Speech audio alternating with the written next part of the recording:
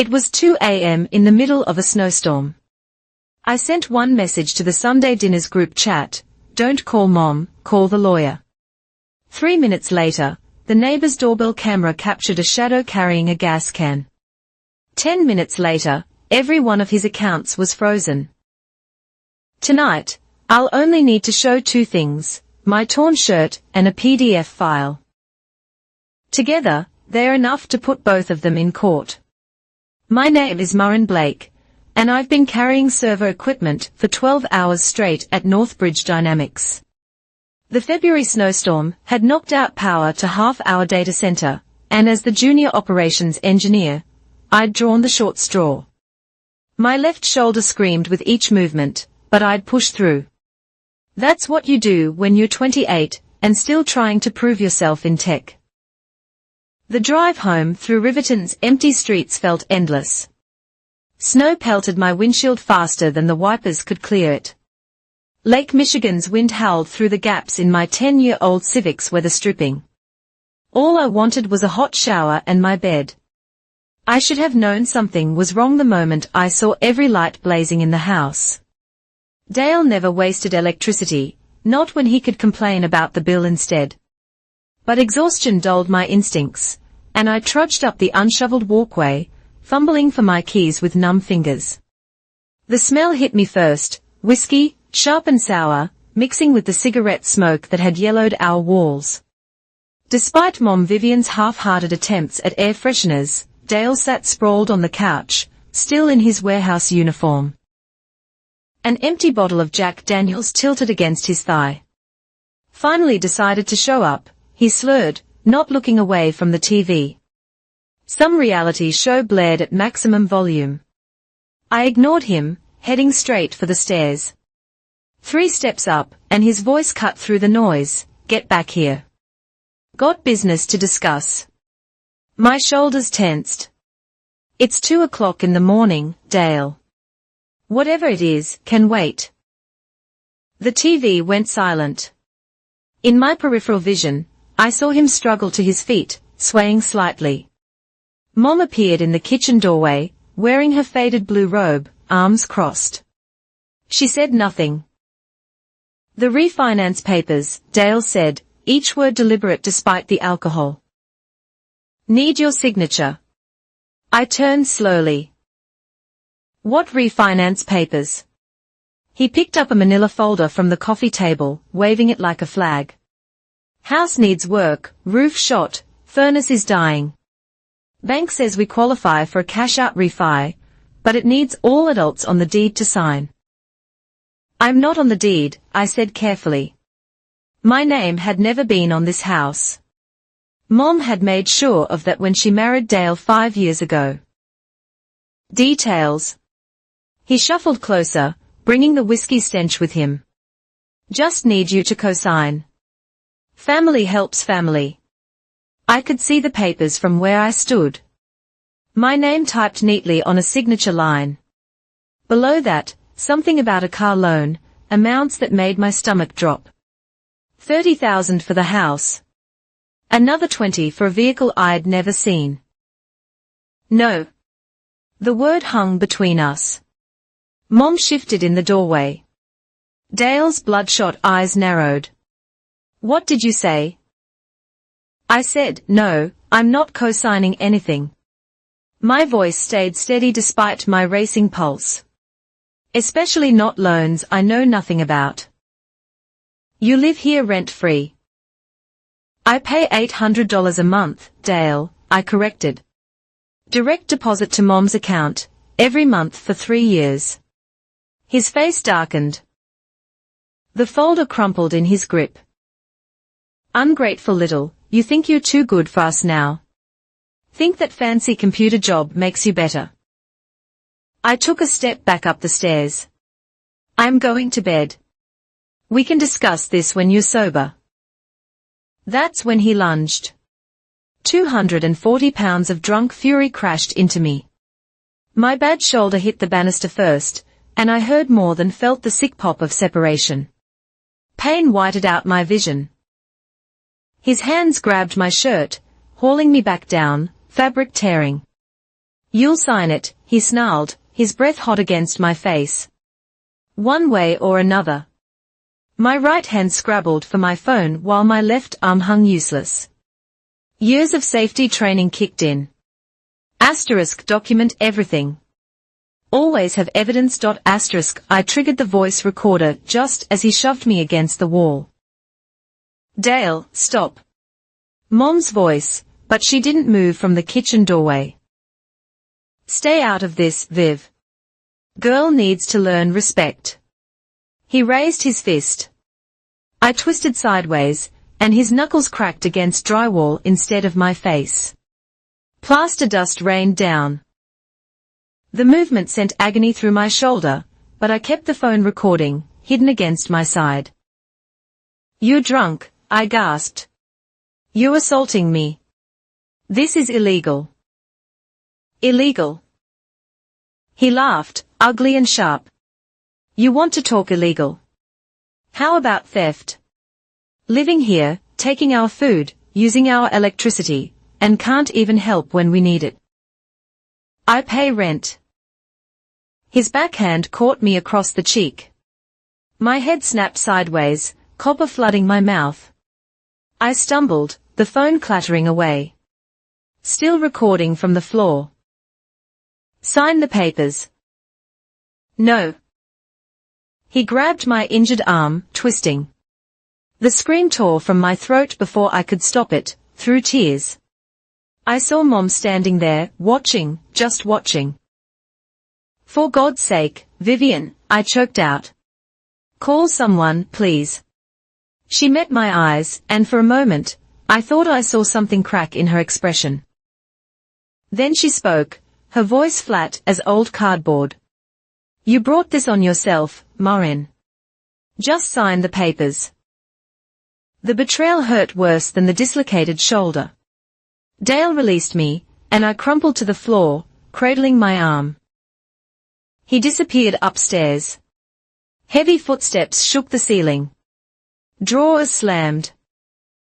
Objects hit the floor.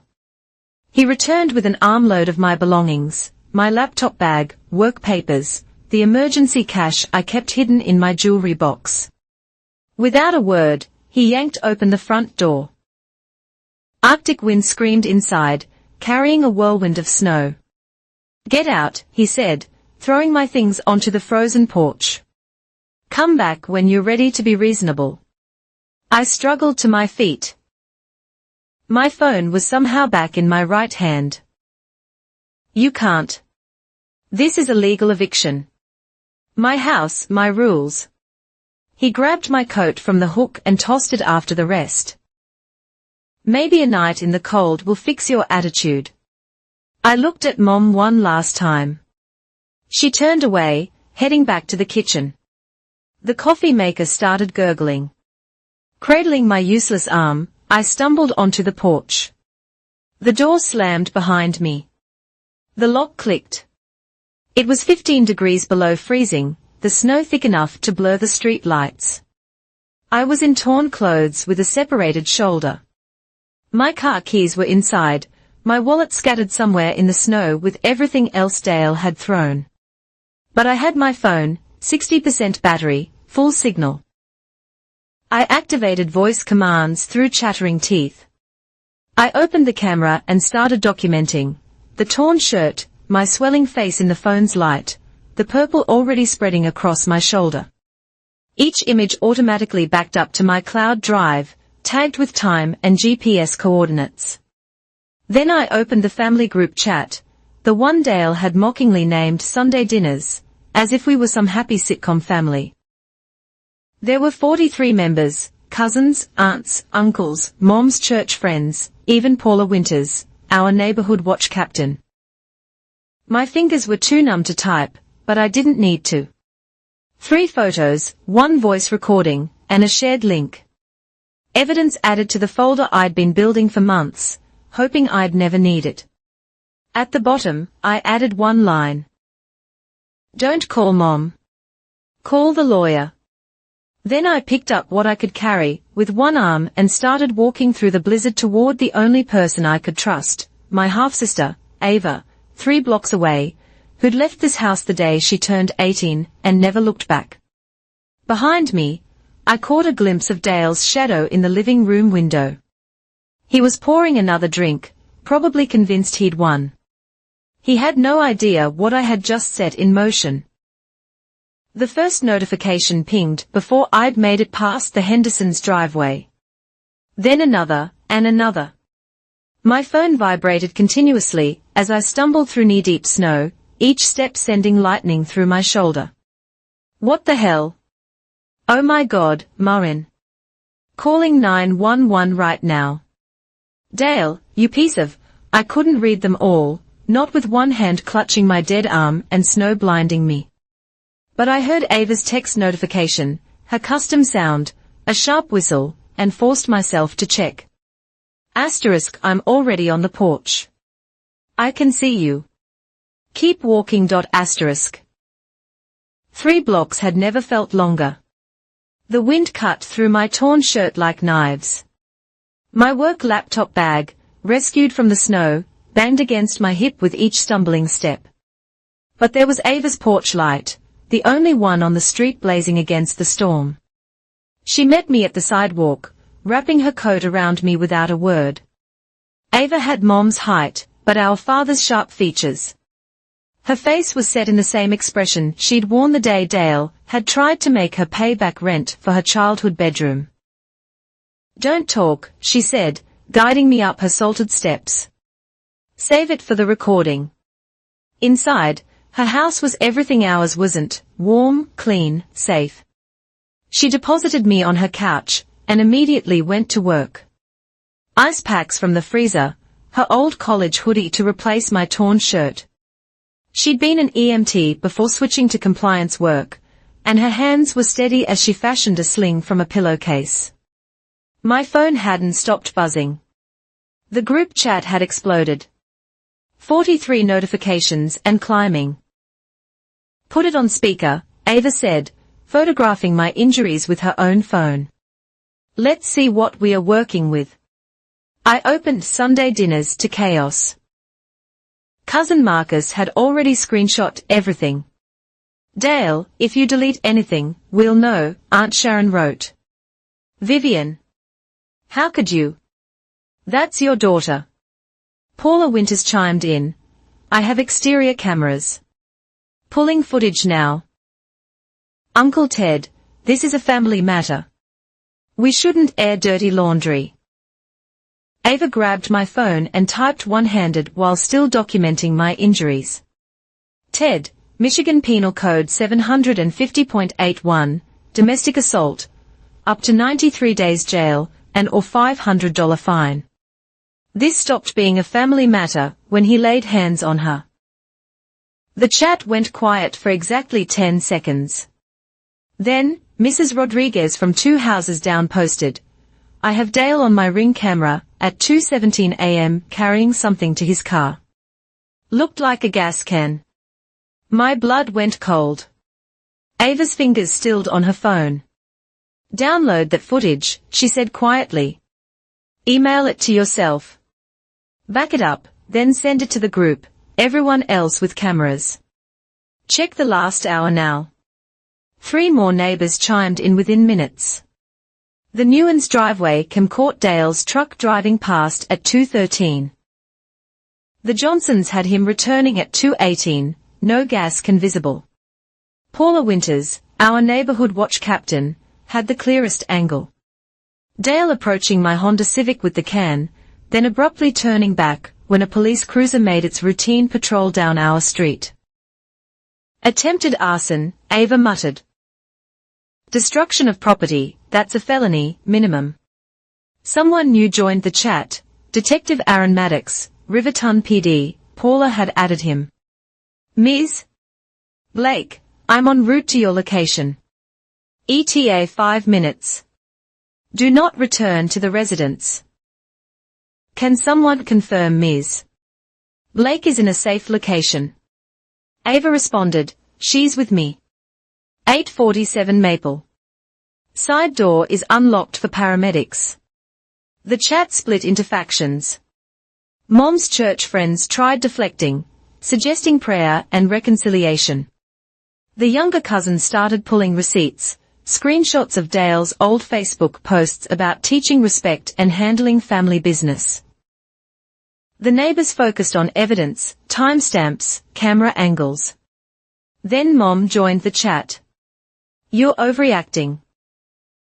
Marin, come home and we'll sort this out like adults." I watched the typing indicators pop up like popcorn. Ava beat everyone to it. Vivian, advised Dale to preserve all documents related to refinancing and car loans, especially any with Marin's signature. The forensic accountant will need originals. Mom went silent. Dale's profile showed active, but not typing. Marcus chimed in, "Speaking of signatures, remember last year when Dale tried to add himself to Grandma's checking account? Said she signed the forms, but the bank flagged it because the signature looked off. That was dropped," Aunt Sharon added quickly. "No," Marcus corrected. "Grandma dropped it after you all pressured her, but I kept copies." My phone rang, unknown number. Ava nodded, and I answered on speaker. "Ms. Blake, this is Dr. Patel from Riverton General. We received a courtesy call about incoming trauma. Are you experiencing any difficulty breathing, any severe pain beyond the obvious injury?" My shoulder, I managed, dislocated. I think my face, my tooth might be loose. Paramedics are 3 minutes out. Don't try to reset the shoulder yourself. The call ended. In the chat, Paula posted a PDF. Neighborhood Watch Emergency Evidence Protocol. Everyone, please follow Section 3 for preserving digital evidence. Screenshots are not enough. We need metadata. Uncle Ted tried again. This is getting out of hand. Family doesn't stop. That was Ava again. 3 months ago, you asked why I never visit, why I skip Sunday dinners. This is why. Because you all knew what Dale was and chose comfort over conscience. Well, Marin just gave you receipts. Choose wisely. My cloud drive link had been clicked 47 times. The folder I'd been building, screenshots of threatening texts, recordings of Dale's jokes about teaching me lessons, photos of mysteriously damaged belongings, all timestamped, all backed up. Mrs. Chen from the corner house added a bombshell. I work at Lakeview Credit Union. Cannot discuss specifics, but Marin, please come see me Monday about any accounts or loans you didn't personally open. Bring your ID and a police report. The paramedics arrived then, professional and efficient. They confirmed the dislocation, started an 4 for pain management, and prepared me for transport. Detective Maddox arrived simultaneously. Badge out. Recorder ready. Keep the chat active, Ava instructed the group. No deleting, no editing. This is now evidence in an active investigation. As they loaded me onto the gurney, I caught a final exchange in the chat. Dale, she's lying, making things up for attention. You all know how dramatic. The message cut off because Paula Winters, 60-year-old grandmother and neighborhood watch captain, posted a video. Timestamped 1:47 a.m. clear, as day despite the snow. Dale dragging me onto the porch. The sound of my scream when he twisted my arm. Him throwing my belongings into the snow. Mom standing in the doorway watching. Still think she's lying, Dale. Paula typed.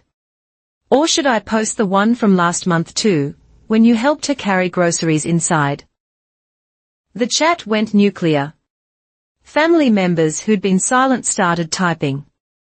Apologies, condemnations, offers of help. Someone started a separate chat without Dale or Mom, actual help for Marin, and the invites flooded in. As the ambulance doors closed, Ava squeezed my good hand. I've got your laptop bag and whatever else I could find in the snow. Focus on the hospital. I'll handle the digital side. She held up her phone, showing the chat one more time. At the very top, she'd pinned a message: "From now on, everything gets documented.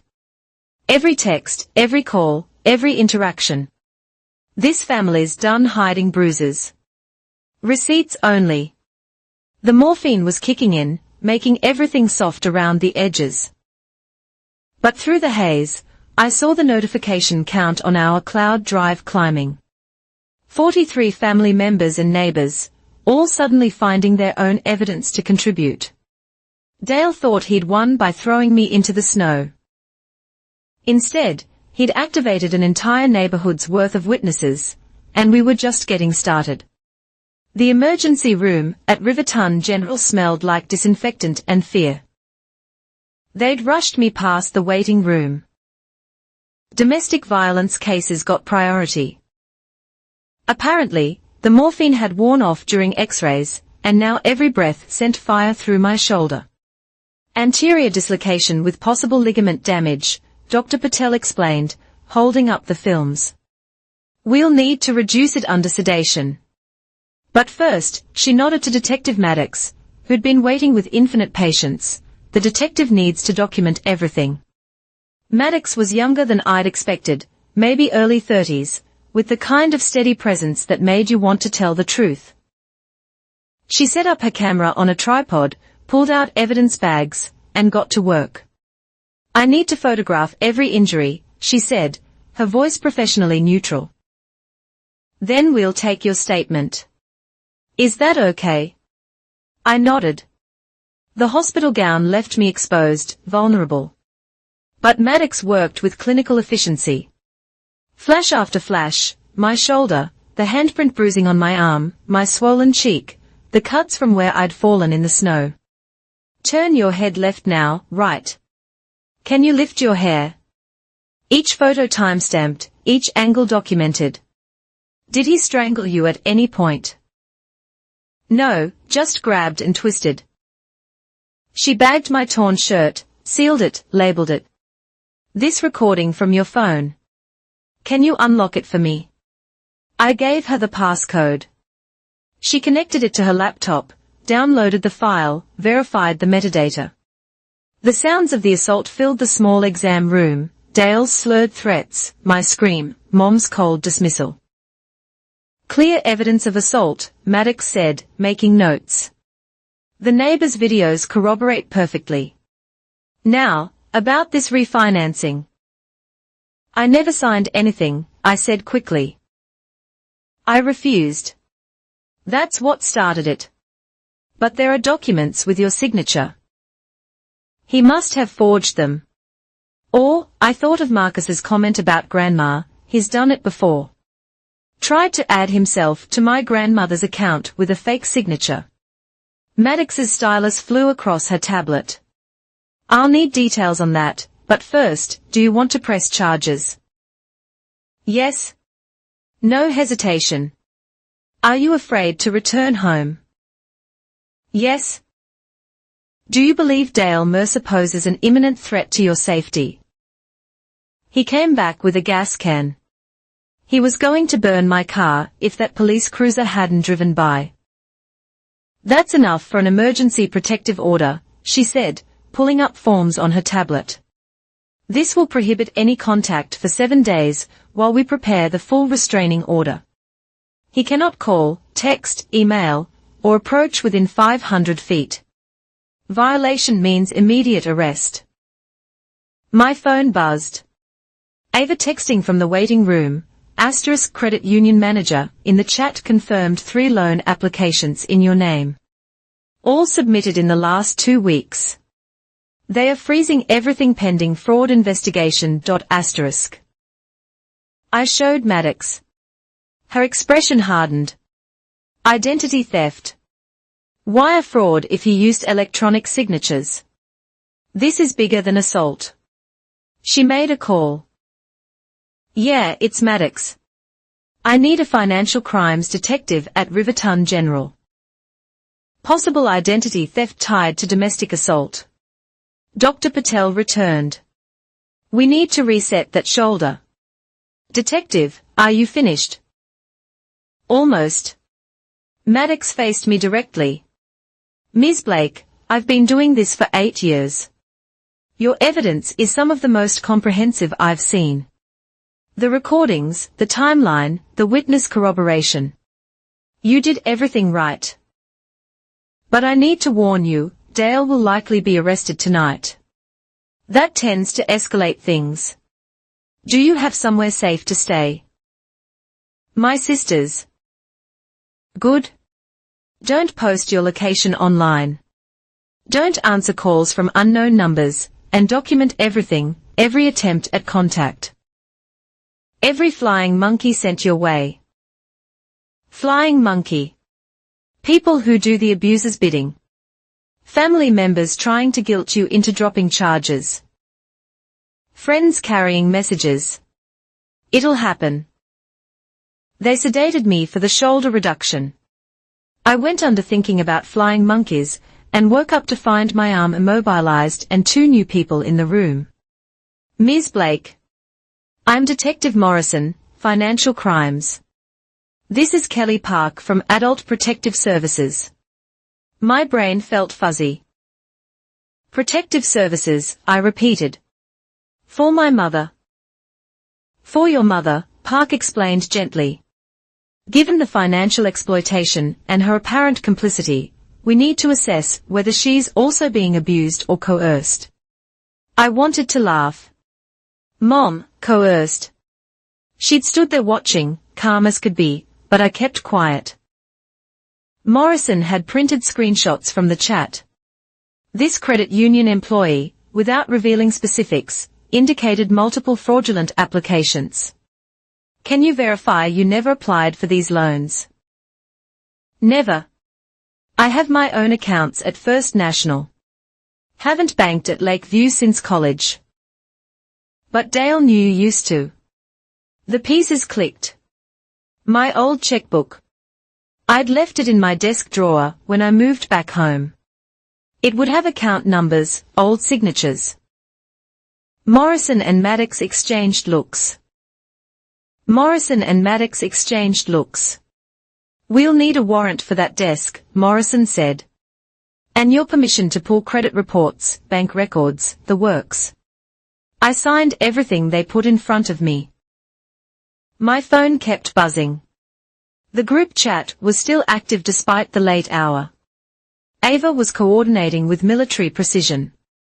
Marcus found 6 more people Dale borrowed money from using fake family emergencies, she typed. All willing to provide statements. Paula has 17 video files spanning 3 months. She's been documenting everything since the mailbox incident. Grandma's awake and mad as hell. Wants to add her testimony about the forged checks. Park read over my shoulder. This is unusual. Typically families close ranks. Protect the abuser.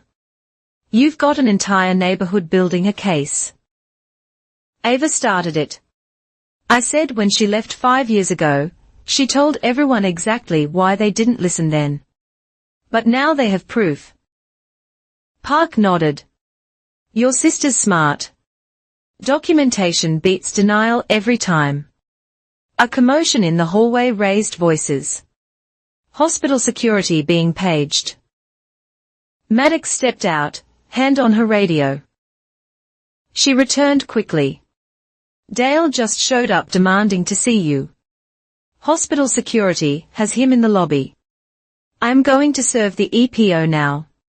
She paused. Want to guess who drove him here? My stomach sank.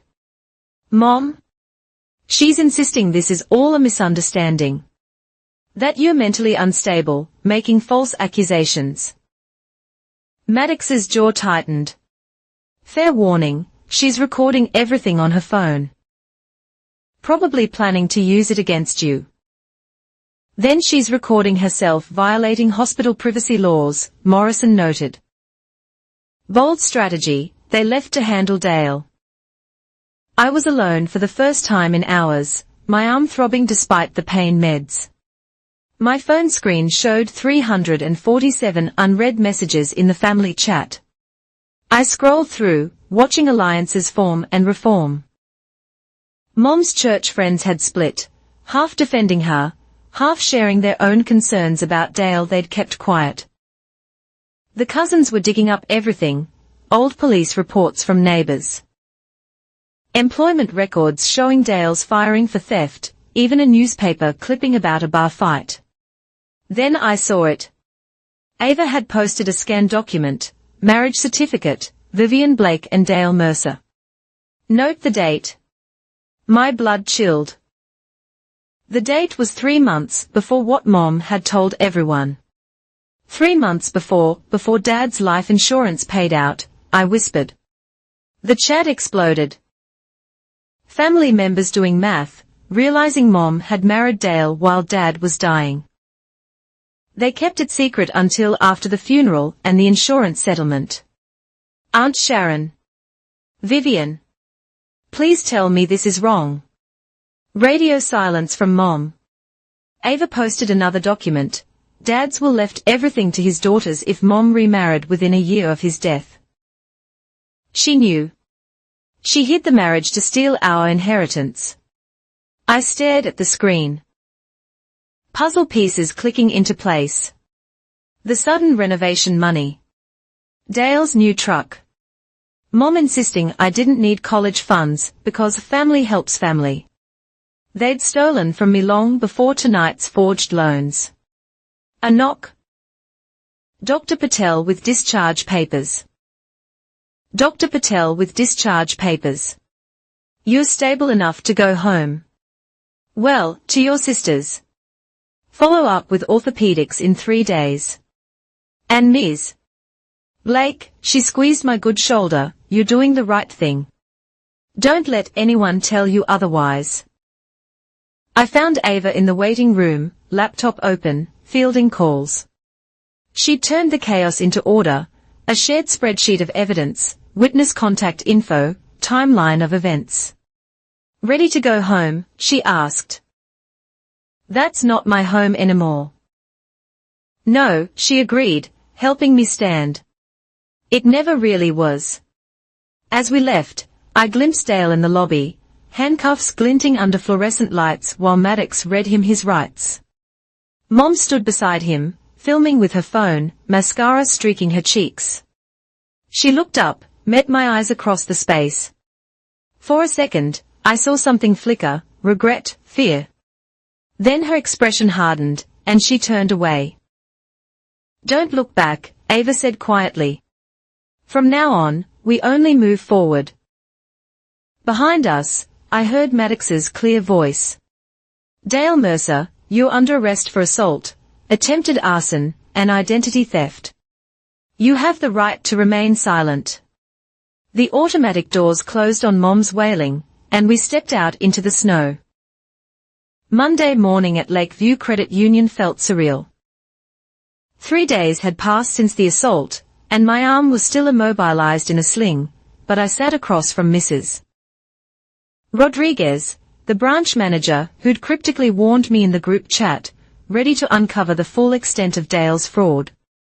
First, I need to verify your identity, she said, though her expression was sympathetic. Driver's license, social security card, and the police report Detective Maddox mentioned you'd have. I spread the documents across her desk with my good hand. She examined each carefully, then pulled up my records on her screen. Her face darkened with each click. 3 loan applications in 2 weeks, she confirmed. A refinancing on a property at 4847 Beerwood. Your mother's address. A car loan for a 2023 Ford F-150 and a personal loan for $15,000.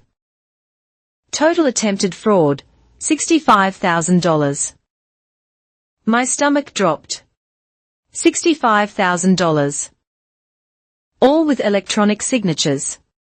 She turned her monitor toward me. Do these look familiar?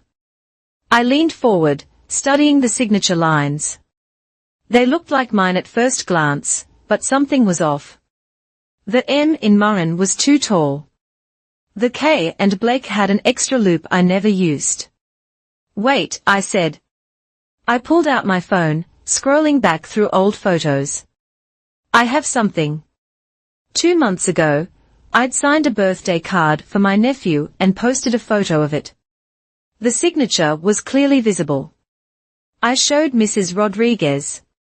Look at the differences, the slant, the spacing between letters. I opened another app. And here's my lease agreement from last year. I always keep digital copies. She compared them on her screen, zooming in on each signature. These are definitely not the same, but they are close, like someone traced or copied and pasted, I suggested. My old checkbook went missing from my desk. It had my signature on every check. That would do it. Scan, digitize, clean up, and photo editing software. She pulled out forms. We need to file a fraud affidavit immediately. This will freeze all applications and trigger a full investigation. As I signed with my real signature, awkward and left-handed, she kept talking. The applications came from an IP address registered to your mother's house. Submitted late at night, all within a 48-hour window. The email used was murrenblake47@gmail.com. Two eyes in Murren, I noticed, trying to look legitimate if someone glanced quickly. Exactly. How at your hour? Honestly, our fraud detection was already flagging it when you walked in. She pulled out more papers. We'll need to notify the credit bureaus. Freeze your credit entirely. Have you checked for other banks? I shook my head. Ava had been handling the digital investigation while I recovered. Mrs. Rodriguez made a call. Hi, Janet. Yes, I have the identity theft victim here now. 20 minutes later, we had the full picture. Dale had been busy. 2 credit cards at major retailers, a payday loan, even an attempt at opening a business line of credit for a lawn care service that didn't exist. Total exposure across all institutions $118,000, Mrs. Rodriguez said grimly. He was escalating. The early applications were small, testing the waters. When those weren't immediately caught, he went bigger. Why now? I asked. He's had access to my information for years. Desperation, probably. Does he have debts? Gambling problems? I thought about the crushed beer cans, the lottery tickets Mom tried to hide, the calls from numbers Dale never answered. All of the above. There's something else, she lowered her voice. That joint refinancing he wanted you to sign, we'd already rejected it. His credit is destroyed. Your mother's isn't much better. You were their last shot at legitimate borrowing. So when I refused, he went illegal, I said, and she stood. Let me get our fraud specialist. This is going to take a while. The specialist, a sharp-eyed woman named Janet Park, walked me through every step, fraud affidavit for each institution, police report addendums, credit freezes with all 3 bureaus. Paper after paper, creating a wall against Dale's schemes. The forgery is obvious once you look closely, Janet said, examining the signatures under a magnifying glass. See the pixelation here. Classic copy-paste artifacts. And this watermark. She went quiet, adjusting the lamp angle. Oh, this is interesting. What? Your old checks. What company printed them? Safe check. I think the default from the bank back in college. She smiled grimly. They use microprinting in their signature lines. Tiny text that says authorized signature repeated. When you copy and enlarge, it distorts. She showed me the loan documents under magnification. See, instead of text, it's just wavy lines. Dead giveaway of forgery. My phone buzzed. Ava found something huge. Asterisk Dale's ex-wife just contacted me. She has documents from their divorce. He did this to her, I showed Janet, who immediately perked up. Pattern behavior. That's gold for prosecution. Can she send documentation? Within an hour, we had it. Dale's ex-wife, Linda, had emailed a folder of evidence from 2018, forged signatures on refinancing, credit cards opened in her name, even a fake business loan for a construction company that never existed. She never pressed charges. Linda's email explained he threatened to take the kids, said no one would believe me, but I kept everything. Janet cross-referenced the old fraud with the new. Same methods, same mistakes. He even used the same email pattern, 2 I's in her name, too. She looked at me. This establishes pattern and practice. He's done. We worked through lunch, building an airtight case. Every forged document got flagged, analyzed, documented. The credit union's legal team got involved, preparing subpoenas for the email providers and IP tracers. Then Mrs. Rodriguez returned with IT security. We pulled the submission metadata. The loan applications were uploaded from a laptop registered to Dale Mercer. MAC address confirmed. But here's the interesting part. He was simultaneously logged into his personal Facebook, posting about needing money for home repairs. Timestamps match. Janet asked. To the minute. He was literally posting sappy stories while committing felony fraud. My phone rang. Ava, you need to see the house cameras Paula just sent, she said without preamble. Night of the assault, 2 hours before everything went down. Dale's in the garage with your old files. What files? The banker's box from your closet. Tax returns. Old contracts. Bank statements. He's photographing pages with his phone. The pieces clicked. He was planning this. The assault wasn't just about the signature, he already had everything he needed to forge. He just wanted me to legitimize it. Or he wanted you gone, Ava said quietly. Easier to steal from someone who's not around to notice. I relayed this to the credit union team. Janet immediately called Detective Morrison. Yes, premeditation, she said. Video evidence of document theft prior to assault. This changes everything. While she talked, I signed the last of the fraud prevention paperwork. My credit was now locked tighter than Fort Knox. Any institution trying to verify my identity would get a bright red fraud alert. What about the damage already done? I asked Mrs. Rodriguez. Every fraudulent application will be reversed.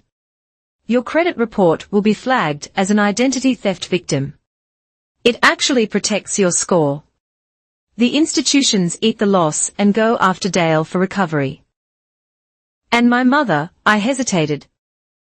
That's complicated. If she knew about the fraud, she's an accomplice. If she benefited from it, say if loan money went into joint accounts, she's liable for restitution. I thought about Mom standing in that doorway, watching Dale twist my arm. She knew. Then she'll face her own charges. Mrs. Rodriguez's expression softened. I'm sorry. This kind of betrayal, it's hard. No, I said, surprising myself with my steadiness. What's hard is living with it. This is just paperwork and consequences. Janet hung up with Morrison. Detective wants all our documentation. They are building a RICO case racketeering with Linda's evidence, your case, and 3 other victims who've come forward. Dale's looking at federal charges. 3 others. She checked her notes. Your grandmother, a co-worker from his last job, and... She looked at her notes. Someone named Marcus says Dale got power of attorney for a cousin with dementia and cleaned out his accounts. My cousin Marcus, building cases in the group chat. Of course, he'd found more victims. How long has Dale been doing this? I asked. Based on the patterns, at least 8 years, maybe longer. Janet stacked the papers. Serial financial predators rarely stop until they are caught. You did that, Ms. Blake. You stopped him. I left the credit union 4 hours after arriving, carrying a thick folder of documentation. My phone had blown up with messages. Reporters had gotten wind of the arrest. The group chat was coordinating witness statements, and Detective Maddox had sent 3 updates about new charges being filed. But I had one more stop. The house, my house, where my belongings still sat in a torn-apart bedroom while criminals played happy family. Ava met me in the driveway with backup, Marcus, 2 cousins, and Paula Winters with her phone already recording. Protective order says they can't be here when you retrieve your belongings, Ava explained. Maddox is inside supervising, ready.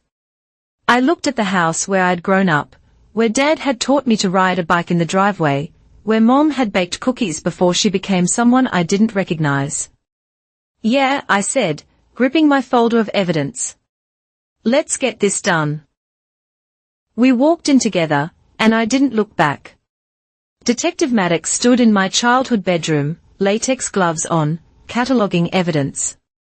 The room looked like a tornado had hit, drawers yanked out, papers scattered, my mattress half off the frame. Dale's search for forgeable documents had been thorough. Don't touch anything yet, she instructed as our group crowded in. I need to document the state of the room first.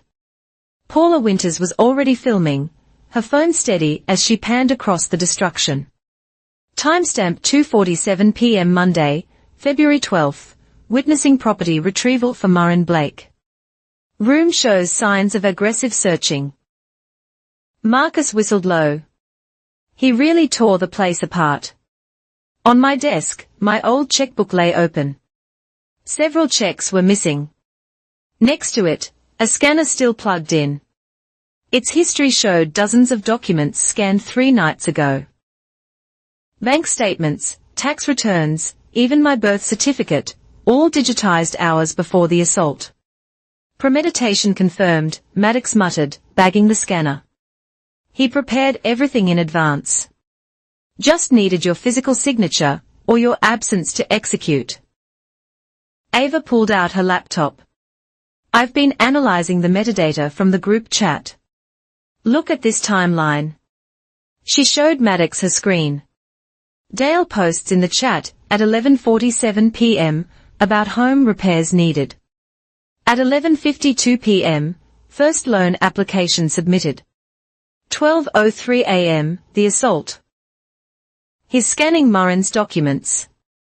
12:45 a.m., he starts drinking heavily based on the empties in the kitchen.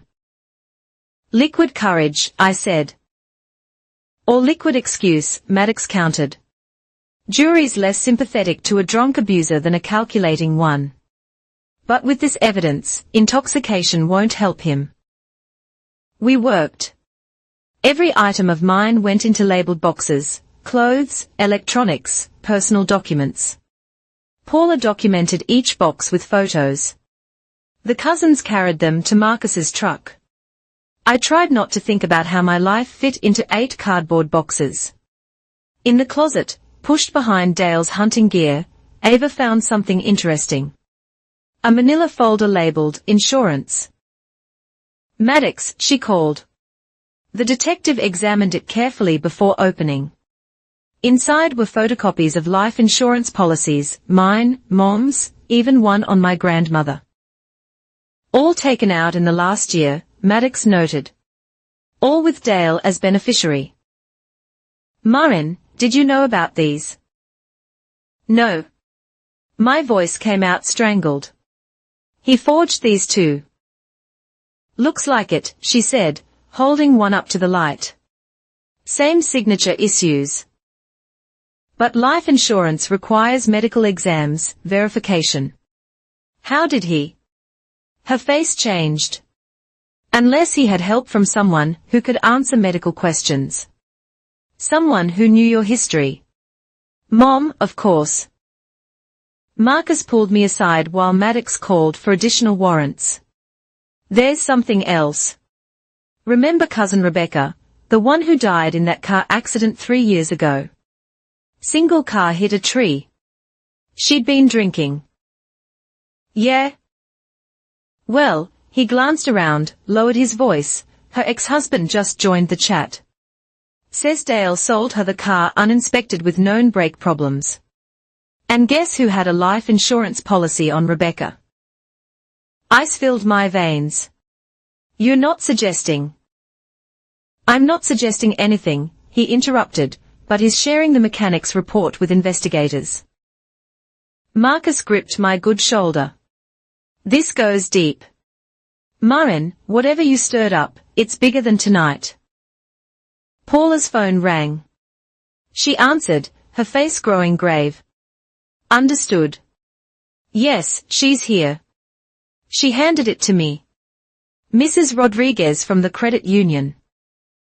Miss Blake, I'm sorry to bother you, but something urgent came up. We just received a wire transfer request from your mother's account to an overseas bank. Large amount. It was flagged because of the morning's fraud alert. How large? 40,000. Nearly the entire balance. The receiving bank is in the Cayman Islands. I put her on speaker. Maddox immediately took the phone. This is Detective Maddox. Do not process that transfer. We need that account frozen immediately.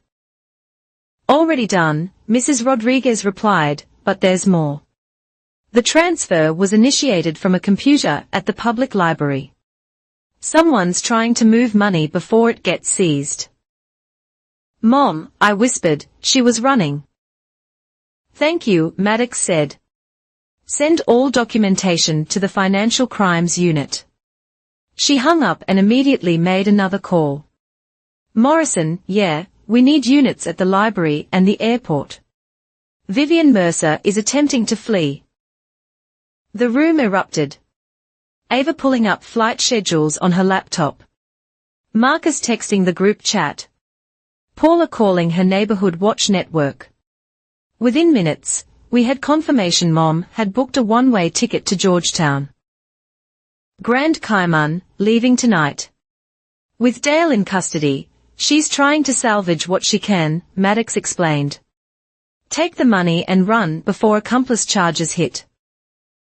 Abandoning him, I said numbly, just like she abandoned me.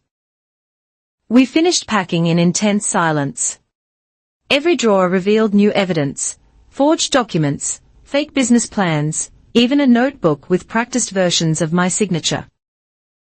Dale had been patient, methodical, evil. The garage was worse.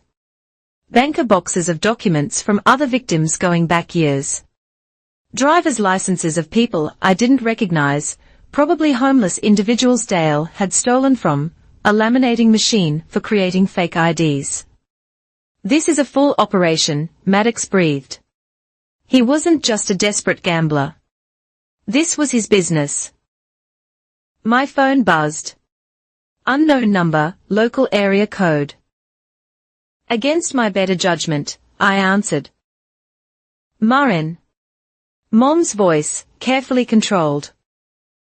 I know you're angry. But I hit speaker. Everyone froze.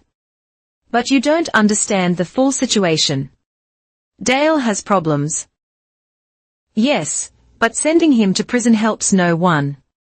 Drop the charges, and I'll make sure you get your inheritance. The money your father left, I still have it.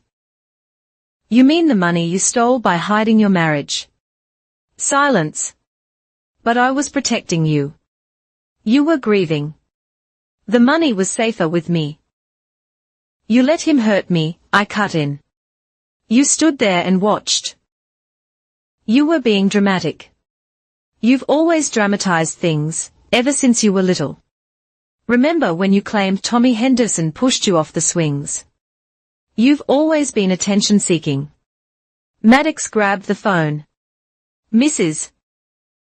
Mercer, this is Detective Maddox. This call is being recorded. Are you attempting to bribe a witness? The line went dead. That's consciousness of guilt, Maddox said, satisfied.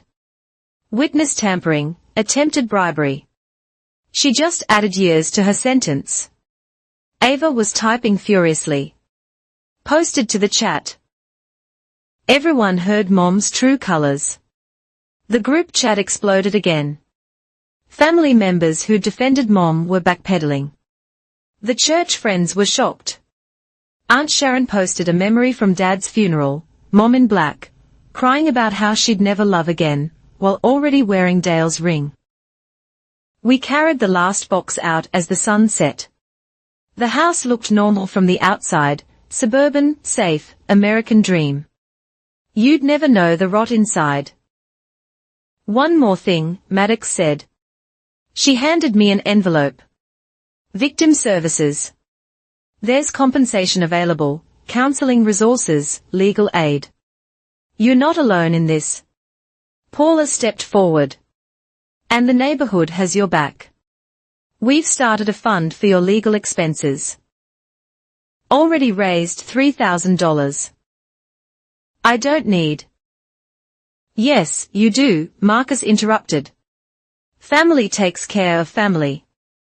Real family. The kind you choose. My phone rang again.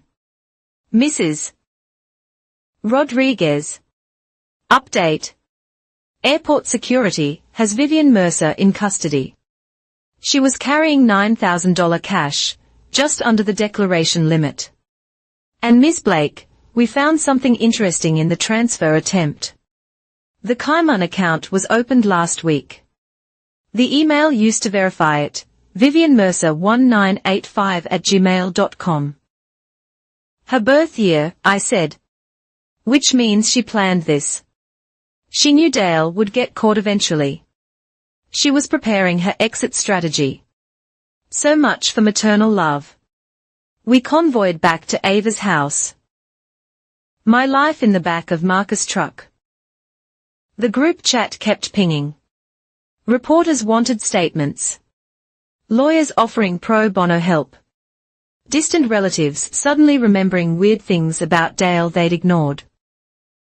Tomorrow, we meet with the prosecutor, Ava said as we unpacked. They'll want to prep you for testimony. Are you ready? I looked at my evidence folder, thick with proof of betrayal. I thought about Mom at the airport with her cash and her one-way ticket. Dale in a cell, probably still convinced he was the victim. Yeah, I said. I'm ready to end this. Paula's final video of the day showed the house at sunset, police tape across the door, an evidence van in the driveway. She'd captioned it simply, "Justice begins at home." The comment underneath was from Linda, Dale's ex-wife, "Thank you for doing what I couldn't. He won't hurt anyone else now." That night, surrounded by boxes in Ava's guest room, I finally let myself feel it. Not sadness, that would come later, but relief. The secrets were out. The evidence was filed. The running was over. Tomorrow would bring lawyers and testimony, and more horrible discoveries. But tonight, for the first time in years, I was safe. My phone lit up with one last notification. Detective Morrison texting directly, "Federal prosecutor wants to meet Thursday. You're the key witness in what's becoming a multi-state fraud case. Rest up. You're going to need it." I set the phone aside and closed my eyes. Let them come. I had receipts for everything. Tuesday morning. I sat at Ava's kitchen table with my laptop, my good arm free from the sling for light use. The familiar glow of terminal windows and log files felt like armor against the chaos. If Dale wanted to play digital games, he'd chosen the wrong opponent. "What exactly are you doing?" Ava asked, setting down coffee. "Forensic reconstruction," I said, fingers flying across keys. Every digital action leaves traces. Time to map Dale's entire fraud network.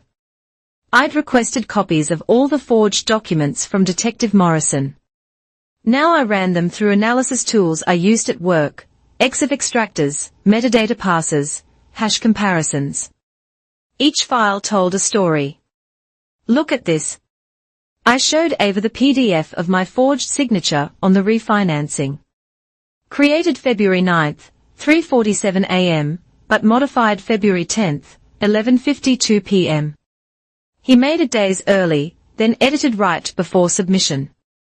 Proof, once again, proving premeditation. More than that, I pulled up the document properties. The software he used leaves a digital fingerprint. Adobe Acrobat Pro version 2019, License 2. I smiled grimly. Dale's Lawn Service LLC. A business that doesn't exist except on paper. My phone buzzed. Marcus in the group chat, * found Dale's cloud storage password in his old work emails. Legal to access. I called Morrison. If he used that account for fraud, we can get a warrant. He confirmed. Send me the details. While waiting for legal clearance, I worked on timeline visualization. Every bank submission, every forged document, every threatening text plotted on a graph. Patterns emerged. He always struck between 2 to 4 a.m., I noted. When systems have less human oversight. But look, I highlighted clusters. Major fraud attempts always followed his gambling losses. Casino ATM withdrawals here. Loan applications here. Ava studied the screen. He'd lose big then steal to cover it. Every time, predictable as clockwork. My secure email pinged. Morrison. Warrant approved. Cloud access granted. What am I looking for? I asked. I remotely accessed Dale's cloud storage, sharing my screen with Morrison's team via an encrypted connection. The folder structure alone was damning. Active marks, completed tasks, emergency funds. Jesus, Morrison's voice came through the conference call. He organized victims like a sales pipeline. Inside active marks, I found my folder, screenshots of my social media, photos of mail he'd stolen, even recordings from family dinners where I'd mentioned my salary. Surveillance dating back 2 years, I realized. He's been planning this since I got promoted. I realized, waiting for the right moment. But the real gold mine was emergency funds, detailed records of every scam, every victim, amount stolen, methods used. Dale had kept books like a proper criminal enterprise. $847,000. Total theft over 8 years. 43 victims that he recorded, Morrison breathed. There might be more. I kept digging. In a hidden folder marked backup, I found email drafts. His communication with Mom about their plans. My stomach turned reading them.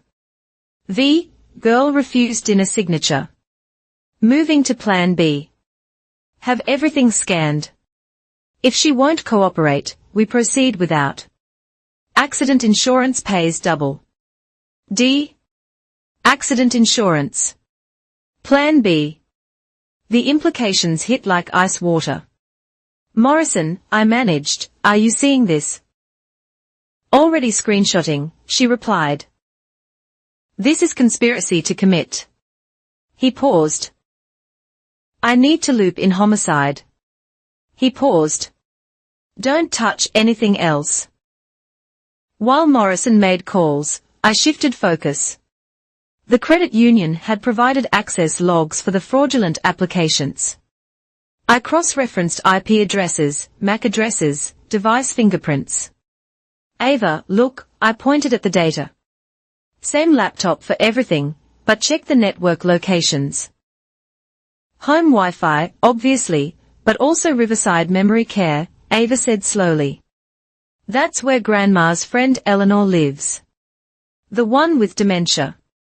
Dale visits her every week. Says he's checking on her for the church. I pulled up Eleanor's name in Dale's files. Sure enough, powers of attorney, bank transfers, credit cards. Another victim who couldn't report him. My laptop chimed. New email from an address I didn't recognize. Throwaway 47238. protonmail.com. Stop digging, or you'll regret it. Some secrets should stay buried. A friend. I screenshot it immediately, forwarding to Morrison within minutes. He responded. Proton requires Swiss court orders, but the language pattern is distinctive. Run it through styrometry analysis. Styrometry, analyzing writing style like a fingerprint.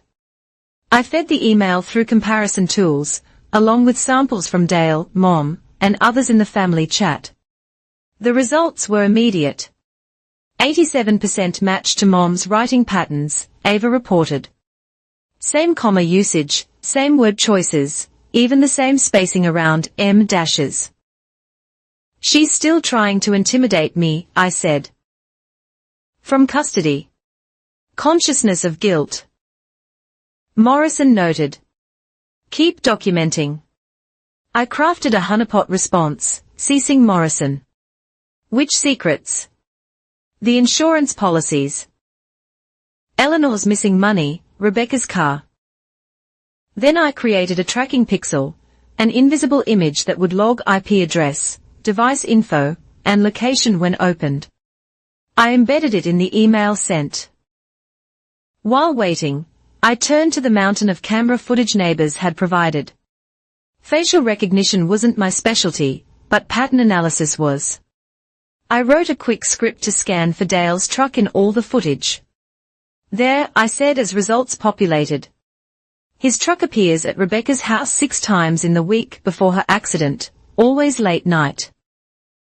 But she was supposed to be in rehab then, Ava panted. I drove her there myself. Then why was Dale visiting her empty house? The tracking pixel triggered. Someone had opened my email from a device at Harbor County Jail. I pulled the logs. Android phone. Older model. Logged into Mom's Google account. She's reading her emails from jail. Morrison said, on a contraband phone. That's another felony, I said, keeping the pressure on. Sending another honeypot. The mechanic kept copies of everything. So did the insurance investigator. Ready to talk. Within minutes, another anonymous email, you don't understand. Dale has friends. Connected friends. Drop this before someone gets hurt. This time, Mom had forgotten to mask her typing speed. The email headers showed composition time, 17 minutes for 3 sentences. She was scared, making mistakes. Connected friends, I mused. Let's see about that. I dove into Dale's social media, archived before he could delete it. Photo after photo at the same bar, Mickey's Tavern. Always the same group of middle-aged men. Some in work uniforms with company logos visible. Cross-referencing was tedious but revealing. James Patterson, City Water Department. Robert Kim, Building Permits. Tony Carson, County Tax Assessor. All departments that could make life difficult, or easy for someone running fraud schemes. Morrison, I think I found his protection network. Send everything, he replied. We'll need state police for this. Can't trust local. My phone rang. Unknown number. Different area code. Marin Blake. Female voice. Nervous. My name's Jennifer. I was married to Robert Kim. I saw the news about Dale Mercer, and can we meet? I have information about my ex-husband and Dale. Things I was too scared to report before. Morrison took over the call, arranging safe meeting protocols. Meanwhile, my script finished analyzing the camera footage. Results showed Dale's vehicle at 3 other victims' homes, always during their documented times of death or injury. Pattern established, I told Morrison. He surveilled before stealing, he added grimly. Knew their routines, when they'd be vulnerable, or when they'd have accidents. He paused. I've got 2 more ex-wives wanting to talk. Seems your public arrest broke open a dam of silence. By afternoon, my dining table command center had 3 laptops running, phones charging, and printouts covering every surface. The FBI had officially taken over, bringing their own forensic accountants. You've done 3 months of investigation work in 6 hours, Agent Sarah Chen told me, reviewing my analysis. Have you considered federal law enforcement as a career? I just wanted my life back, I said. This is self-defense via spreadsheet. She smiled. Best kind. Harder to argue with data than witnesses. The group chat had evolved into a victim support network. Every hour brought new revelations. Someone finding fraudulent loans. Another discovering missing inheritance. Elderly relatives with powers of attorney they never signed. Then Ava found the smoking gun. Marin, she said quietly, holding up her laptop. Remember Dad's last week in hospice when Mom said she was staying overnight with him? Yeah. Visitor logs showed she left at 6 p.m. every night, but Dale's credit card showed charges at Mickey's Tavern those same nights. They were together planning while Dad was dying alone. I stared at the evidence, timestamps, credit card receipts, visitor logs, irrefutable proof of their callousness. Added to the pile, I said, my voice steady despite the rage building inside. Every receipt matters. As evening approached, my analysis was complete. 47 victims identified, $1.22 million stolen, 3 suspicious deaths, a network of corrupt officials, and enough digital evidence to bury them all. My laptop dinged. Final email of the day, from the throwaway account, but different this time, you win. I'll testify against him. Everything. Just keep me out of Gen Pop. Mom, faced with the mountain of evidence. She'd chosen self-preservation over loyalty. How fitting. Morrison called immediately. Her lawyer just contacted us. Full cooperation in exchange for protective custody and reduced charges. You did it, Marin. They are both done. I looked around Ava's kitchen, covered in evidence of betrayal and crime. 6 days ago, I just wanted to go to bed after a long shift.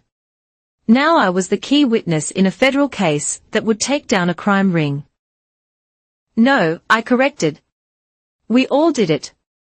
Every neighbor with a camera, every cousin who screenshot, every victim who came forward. Dale thought family protects family. He was right.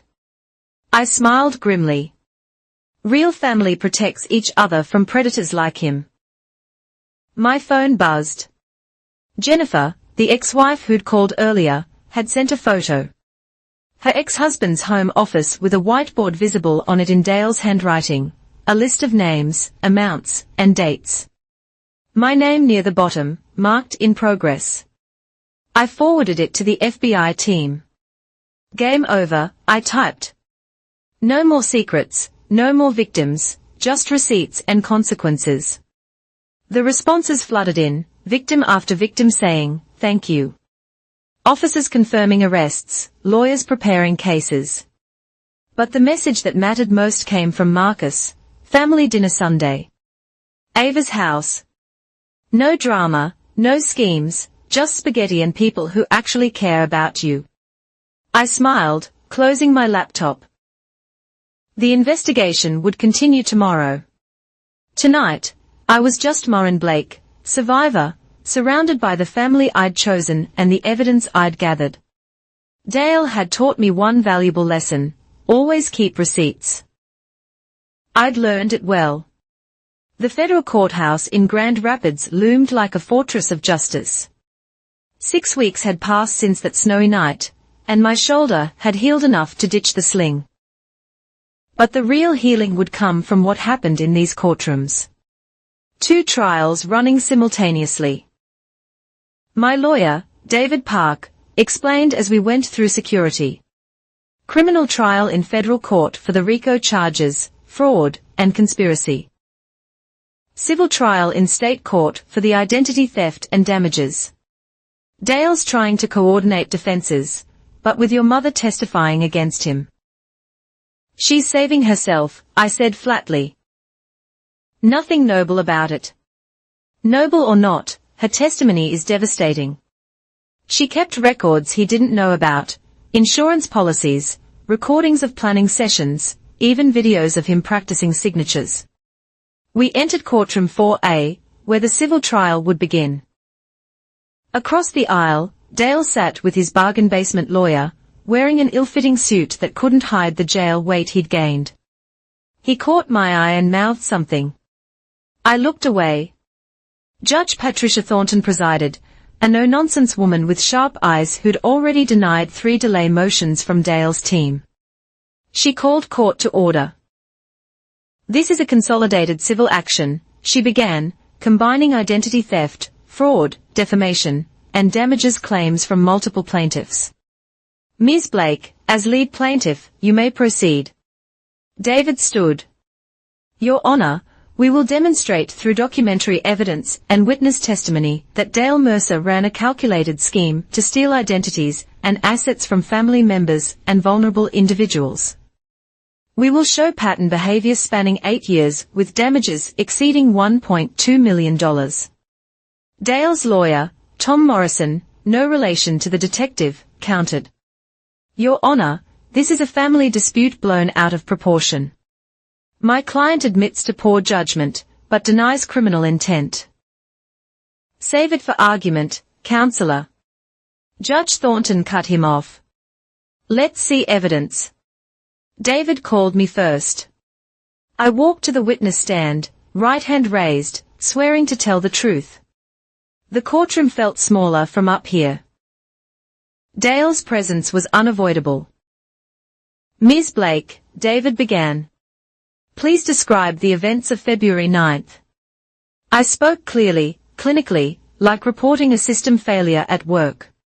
The request to sign fraudulent loans, the refusal, the assault. Each word supported by projected evidence, photos of injuries, emergency room records, police reports. Objection, Morrison stood.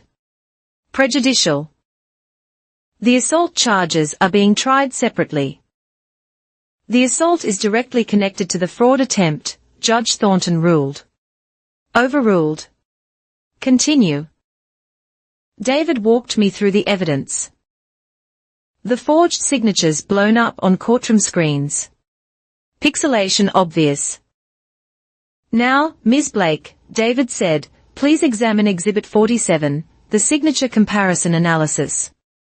The court's document examiner had created an overlay showing my real signature versus Dale's forgeries.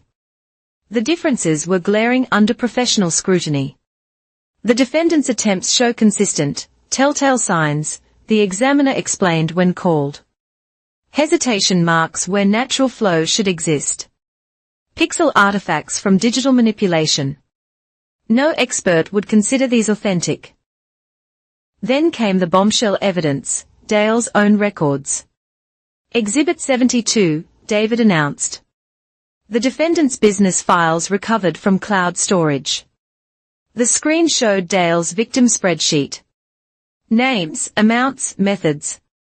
He'd tracked his crimes like a twisted accountant. Several jury members gasped. Morrison objected frantically. Privileged, illegal search, seized under valid warrant. Judge Thornton noted, I'll allow it. The civil trial was brutal efficiency. Witness after witness, Linda, his ex-wife, detailing her identity theft, Eleanor's court-appointed guardian, detailing missing funds, the credit union's fraud investigator, explaining the sophisticated yet flawed forgery attempts. But the most damaging testimony came from an unexpected source. State your name for the record. James Patterson, the water department employee, one of Dale's bar buddies, looked miserable. I've been granted immunity in exchange for testimony. Mr. Patterson, how do you know the defendant? 15 years drinking buddies, he mumbled. He paid me to delay water shutoffs for properties he was targeting. Gave him time to establish residency claims, access mail. The corruption network unraveled on the stand, building inspectors who'd falsified reports, tax assessors who'd changed records, each testifying to avoid their own prosecution, each adding nails to Dale's legal coffin. During break, I checked the group chat. The federal criminal trial was proceeding in parallel. Mom on the stand there, revealing everything. Marcus texted. She just testified about the life insurance policies.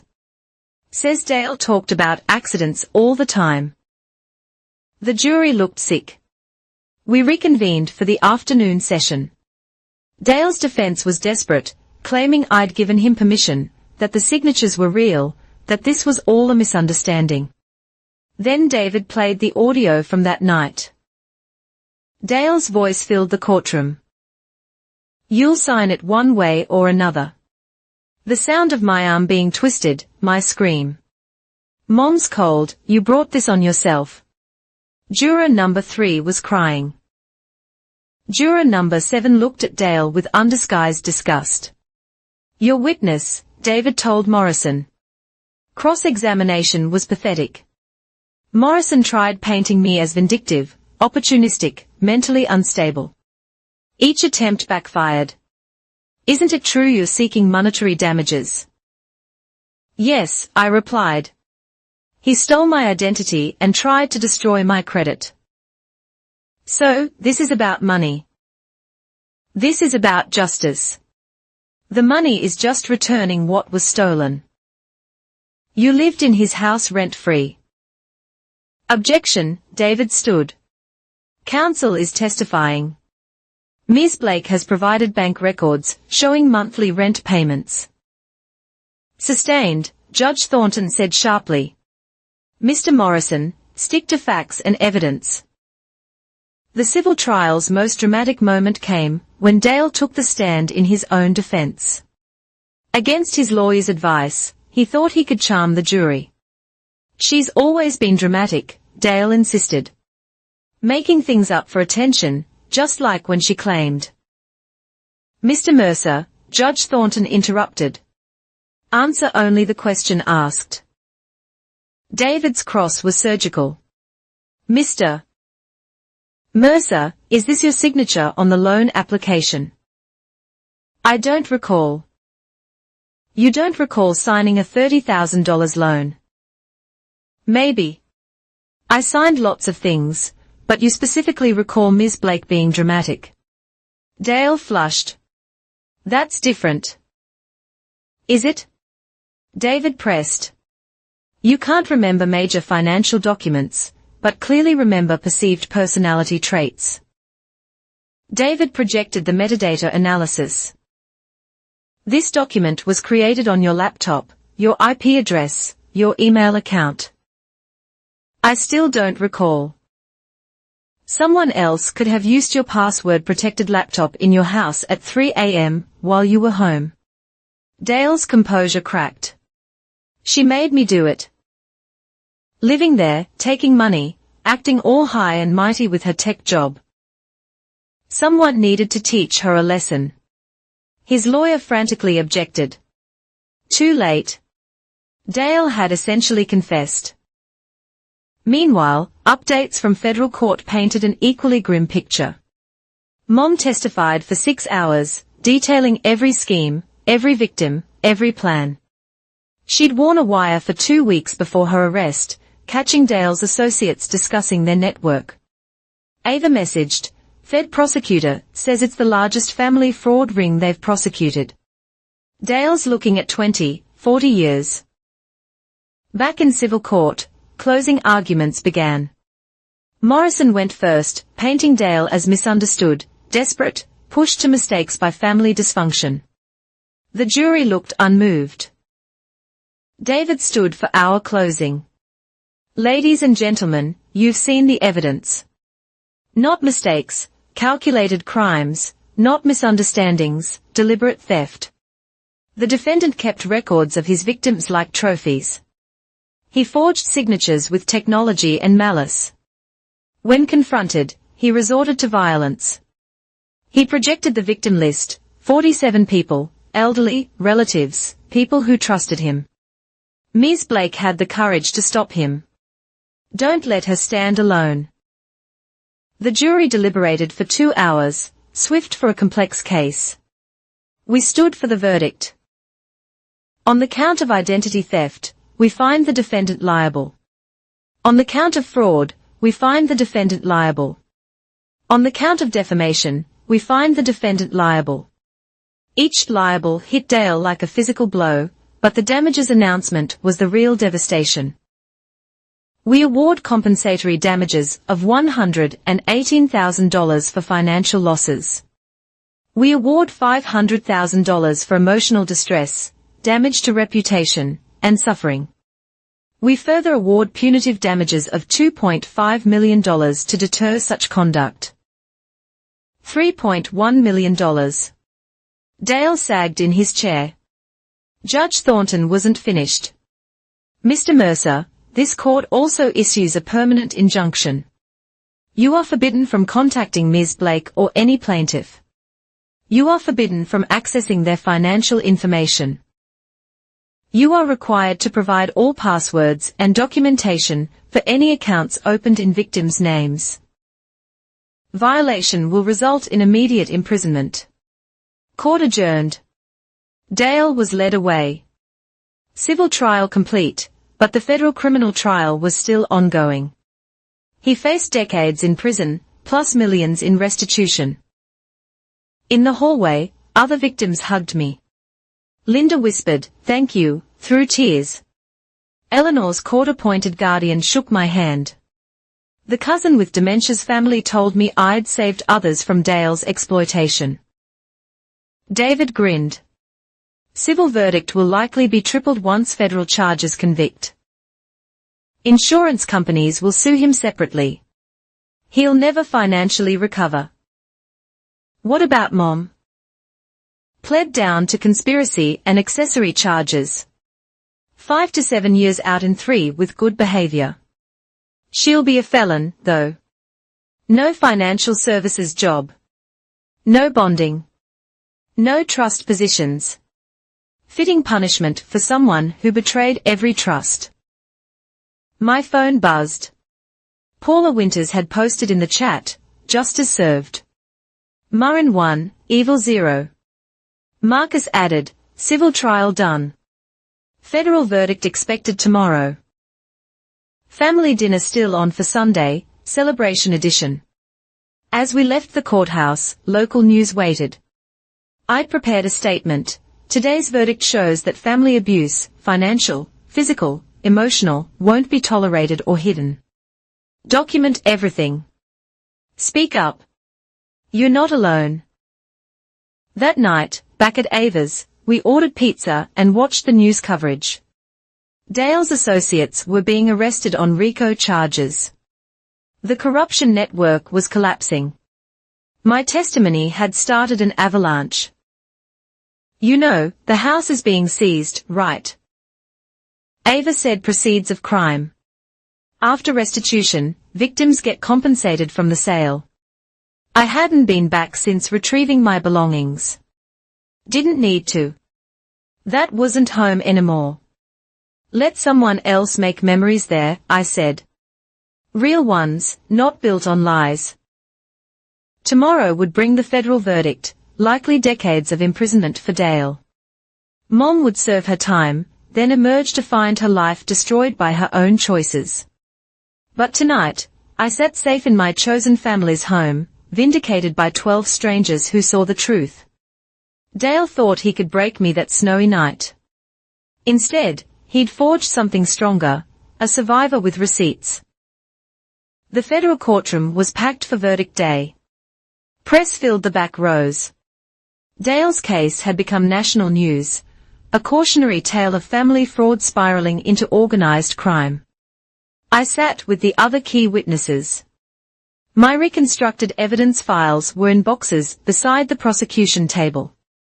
Federal prosecutor Amanda Richardson stood ready. Unlike the civil trial, this was about prison time, not money. RICO charges, wire fraud, identity theft, conspiracy, the full weight of federal law. Has the jury reached a verdict? Judge Michael Brooks asked. We have, Your Honor. Dale stood, his orange jumpsuit replacing his cheap suit. His court-appointed federal defender looked resigned. The evidence was overwhelming. On count 1, conspiracy to commit wire fraud. The foreman's voice was steady, methodical. Guilty.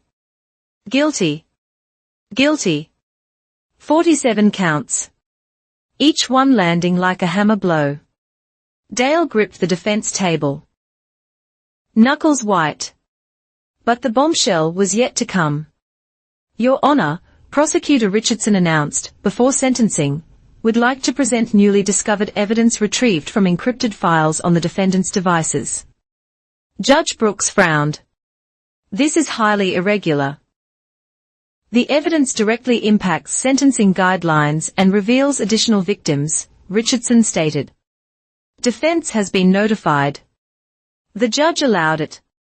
Richardson connected her laptop to the courtroom displays.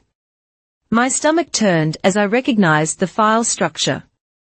I'd cracked the encryption just 2 days ago, working with FBI cybercrime specialists.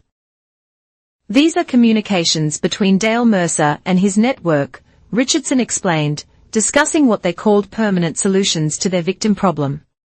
The emails appeared on screen, discussions about break lines, about medication dosages, about making problems go away naturally.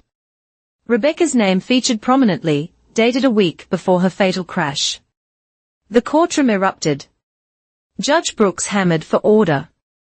Mr. Mercer, he said coldly.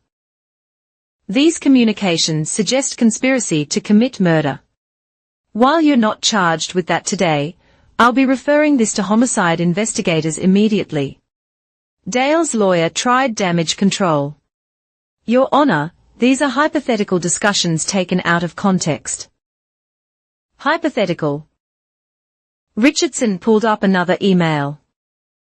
Quote, Rebecca's insurance pays out next week. Break work complete. Make it look accidental. Sent 3 days before her death. I heard Linda, Dale's ex-wife, sobbing behind me. She'd suspected, but never had proof. Continue with sentencing recommendations, Judge Brooks ordered, visibly shaken. The federal sentencing guidelines were complex, but Richardson broke it down. Base level offense plus enhancements for vulnerable victims, leadership role in conspiracy, obstruction of justice. The numbers climbed. The government recommends 360 months, Richardson stated, 30 years, before considering additional charges. Dale's lawyer made a weak plea for leniency, citing alcoholism, gambling addiction, difficult childhood, standard sympathy plays that fell flat against the evidence mountain. Then came victim impact statements. I was third to speak. Dale Mercer didn't just steal money, I began, my voice steady despite my racing heart. He stole safety. He made me fear my own home, my own family. He corrupted an entire network of officials. He possibly killed for profit. The only thing that stopped him was being caught. Linda spoke about years of identity theft, the constant fear, the gaslighting. Marcus detailed finding elderly victims in memory care, robbed while helpless. Each story added weight to the jury's decision. Mom's testimony was played from recordings. She was in protective custody, too dangerous to appear. Her voice filled the courtroom, detailing every scheme, every plan, every victim. She showed no emotion, just facts, saving herself by burying Dale. Ms. Mercer states the defendant discussed eliminating witnesses multiple times, Richardson noted. She wore a wire capturing him saying, "Maureen knows too much. Maybe she needs an accident like Rebecca." The jury forewoman was crying. Several reporters left, presumably to file stories about potential murder charges. Judge Brooks had heard enough. "Mr. Mercer, please rise." Dale stood on shaking legs. "The scope of your crimes is staggering. You targeted family, the elderly, vulnerable individuals with systematic precision. You corrupted public officials, creating a criminal network. Most disturbing. Evidence suggests you may have committed murder to protect your schemes." He paused, letting the weight sink in. "On the federal charges before me, I sentence you to 35 years in federal prison. No possibility of parole, restitution of $1.2 million to be paid from seized assets, lifetime ban on financial services, fiduciary positions, or power of attorney roles. Furthermore," he continued, "I'm recommending immediate investigation into the death of Rebecca Mercer and any other suspicious deaths connected to your activities. You will remain in federal custody during these investigations." Dale collapsed into his chair. 35 years meant dying in prison. He was already 53. But the day's drama wasn't over. As marshals prepared to lead Dale away, he suddenly lunged toward me. "You ruined everything," he screamed. "You ungrateful." The marshals tackled him before he got 3 feet. Judge Brooks, unfazed, added, "Assault in federal court. Add another 5 years, 40 total. Remove him." They dragged Dale out. Still screaming about ungrateful family and lies.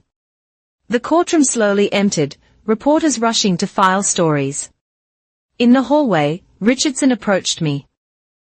"You know, there will be more trials. Rebecca's case, the other suspicious deaths. You'll have to testify again." "I know. Your digital forensics work was exceptional. That encryption would have stayed unbroken without you. Have you really not considered federal law enforcement?" "I just wanted my life back," I said. "You got more than that. You got justice for dozens of people." My phone exploded with notifications. The group chat was going wild. Family members sharing news clips, celebrating, processing the revelations about Rebecca and others. Marcus posted, 40 years. He'll die in there. Good riddance. Paula Winters added, Channel 6 just called me a hero neighbor for the security footage. I told them the real hero is Maureen. Even distant relatives, who'd initially defended Dale, were expressing shock at the murder implications. The family fracture was complete, those who stood with truth versus those still in denial. Outside the courthouse, media swarmed. I'd prepared another statement. Today's verdict proves no one is above the law, no matter how long they've operated or who protects them. If you're experiencing financial abuse, document everything and speak up. Silence enables predators. That evening, the celebration at Ava's was subdued. Justice, yes, but also grief for Rebecca. For other possible victims, for the family we'd thought we had. Mom gets sentenced next week, Ava noted. 5 to 7 like they predicted. Then what? Then we move forward, I said. Without them. The news ran special reports all evening. Dale's bar buddy network was crumbling.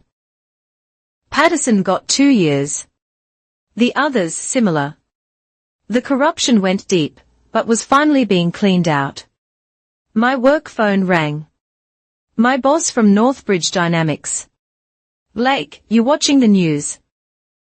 That's the man who Christ. My boss paused. Take whatever time you need. And that forensic work you did, the FBI's contracting us for similar analysis, specifically requested you.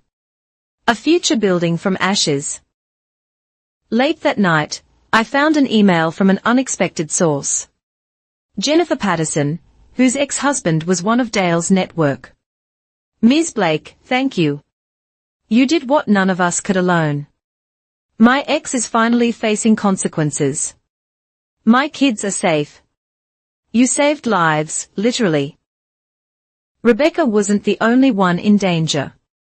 I thought about that night in the snow, stumbling to Ava's with a dislocated shoulder and torn shirt. How Dale had thrown me out, thinking he'd won. How Mom had watched, complicit. Now Dale would spend 40 years in federal concrete. Mom would serve her time in disgrace. The corruption network was shattered. Victims were getting restitution. And somewhere, Rebecca's family finally had answers, even if they brought more pain than closure. The group chat pinged one more time. A new member, Special Agent Sarah Chen from the FBI. Ms. Blake, this is official notice. The Rebecca Mercer homicide investigation is now active. Your encryption break provided crucial evidence. We'll be in touch about testimony. Also, that job offer stands. Your country needs cyber patriots like you. I smiled, closing my laptop. Tomorrow would bring more challenges. Homicide investigations, Mom's sentencing, rebuilding my life. But tonight, Dale Mercer was federal inmate number 47832-090. His empire of theft and violence had finally ended. The receipts had led to justice. The evidence had spoken louder than any family loyalty or corrupted official could silence.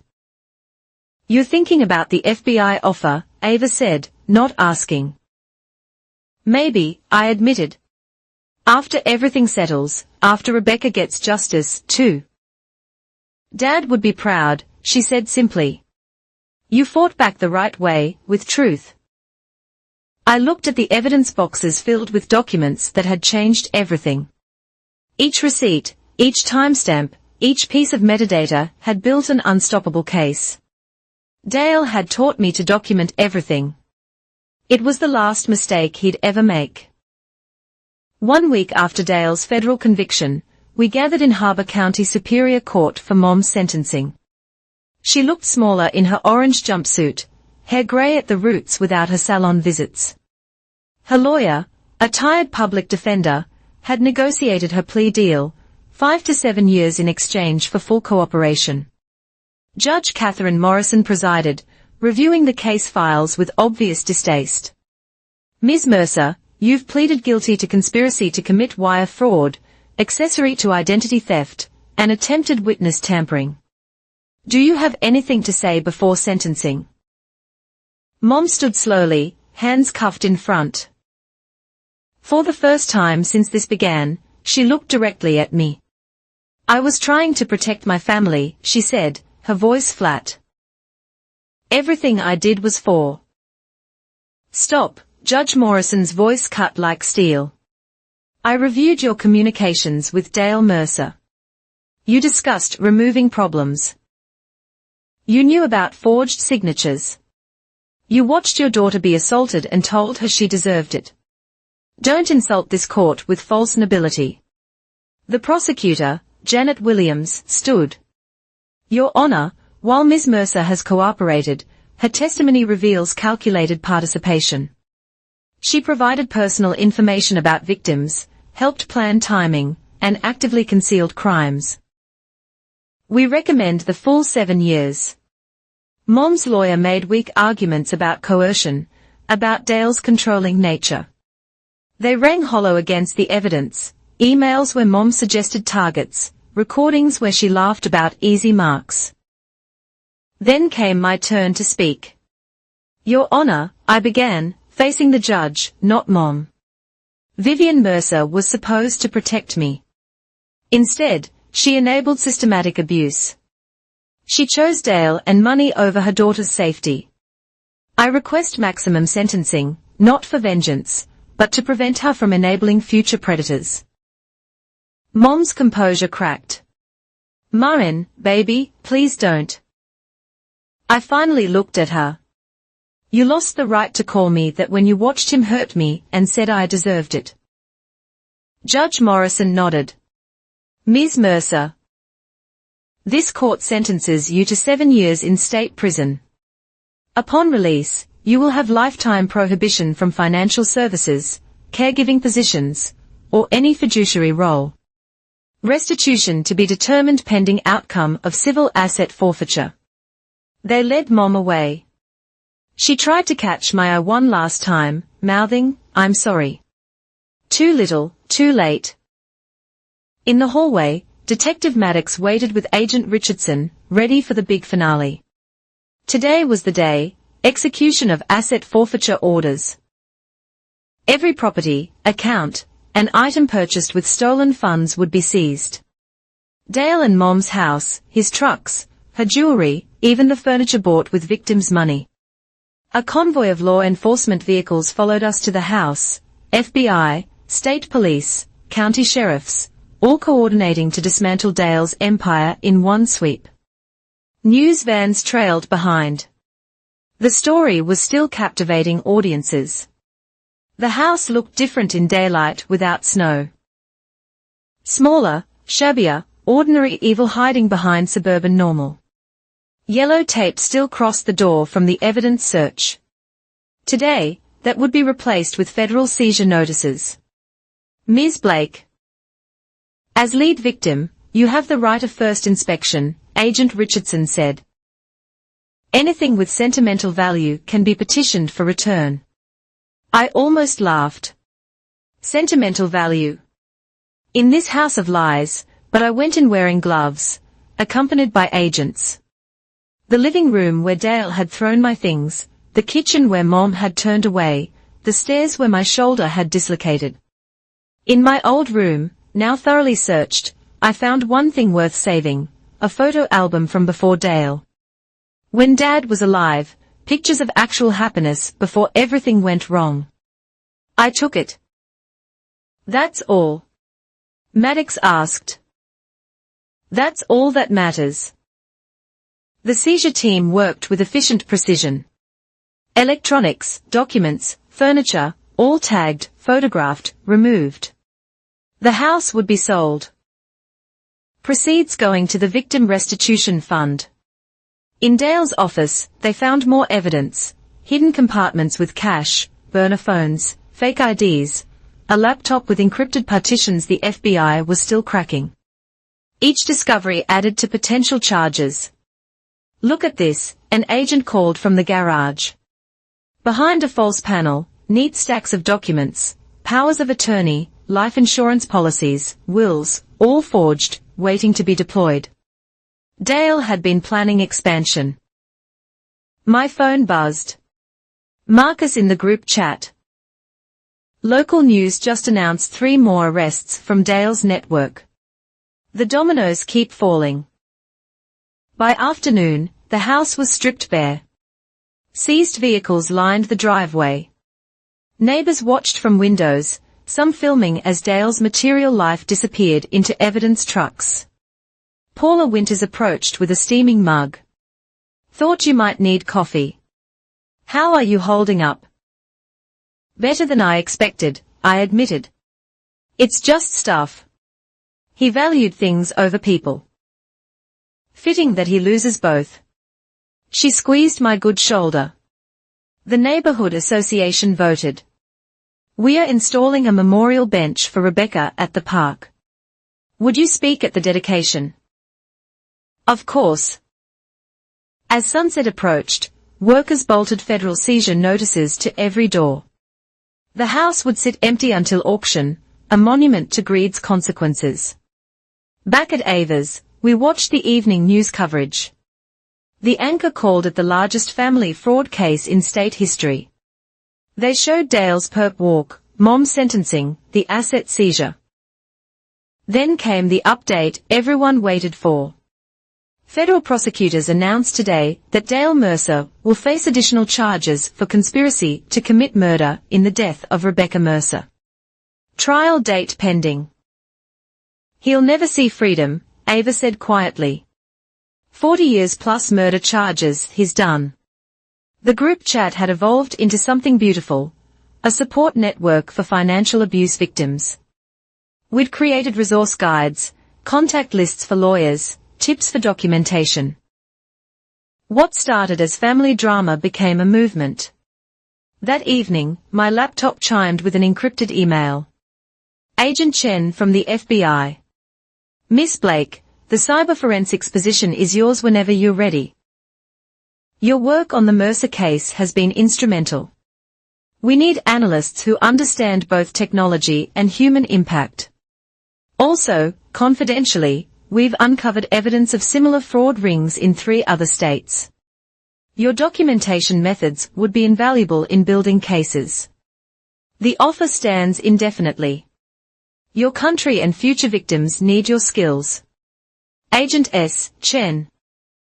I sat staring at the email. From tech support to FBI analyst, from victim to victor. The path was clear, if I wanted it. You're going to take it, Ava said, reading over my shoulder. After Rebecca's trial, after all of this is truly finished. It'll never be finished, she said gently. There'll always be another victim, another predator. But you can help stop them. She was right. My phone contained 18 messages from strangers who'd seen the news, asking advice about suspected fraud in their families. The receipts I'd kept hadn't just saved me, they'd created a template others could follow. Late that night, I made my decision. I composed a reply to Agent Chen. Agent Chen, I accept. Pending completion of testimony in all Mercer-related trials. I have one condition, and I want to help develop national standards for financial abuse documentation. What happened to my family happens every day. We need systematic ways to stop it. Also, I'm bringing my evidence templates. Let's make keeping receipts standard practice. Marin Blake, the response came within minutes. Welcome to the FBI.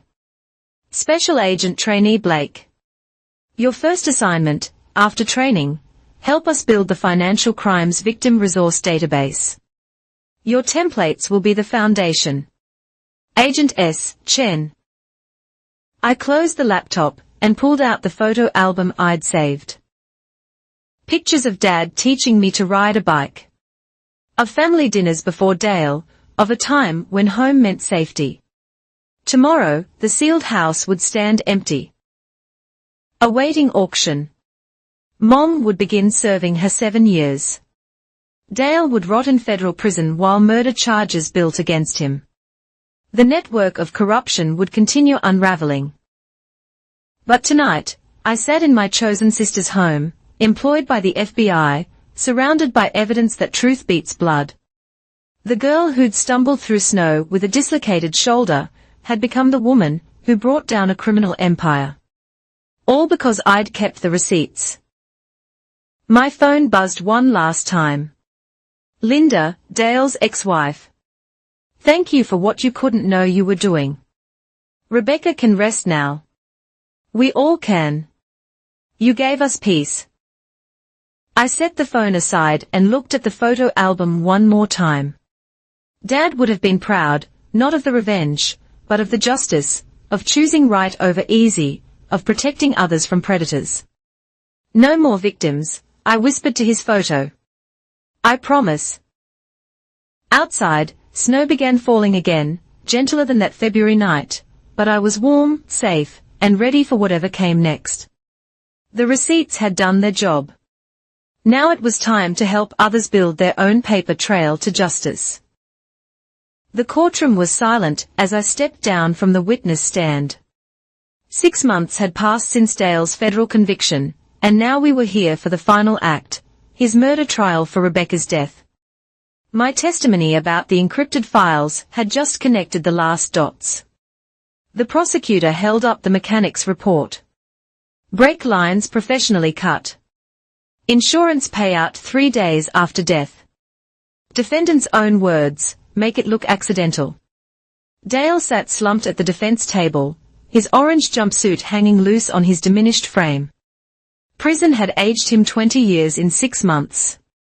His lawyer's insanity defense had crumbled against the methodical planning evidence. The jury deliberated for 4 hours. We waited in the victim's room, Linda, Rebecca's parents, her sister, and me. The woman whose encrypted evidence had broken everything wide open. Guilty of murder in the first degree. Life without parole, to run consecutive with his 40-year federal sentence. Dale would die in concrete and steel, never hurting another family. Rebecca's mother grabbed my hands. She can rest now. Thank you for giving her justice. Outside the courthouse, I stood in fresh snow, so different from that February night. This time, I wasn't stumbling, injured and afraid. I stood tall, FBI credentials in my pocket, ready for Monday's first day at Quantico. The group chat had grown to over 300 members, victims, supporting victims, sharing resources, building cases. We'd created what we needed, a network of truth against family predators. Ready to go? Ava asked, joining me on the courthouse steps. One more stop, I said. We drove to Riverside Cemetery where Dad rested. I placed fresh flowers and the newspaper clipping, "Local woman's evidence brings down multi-state fraud ring." I kept my promise, Dad, I whispered. No more victims. The headstone next to his belonged to Rebecca. Her family had chosen the inscription, "Truth sets us free."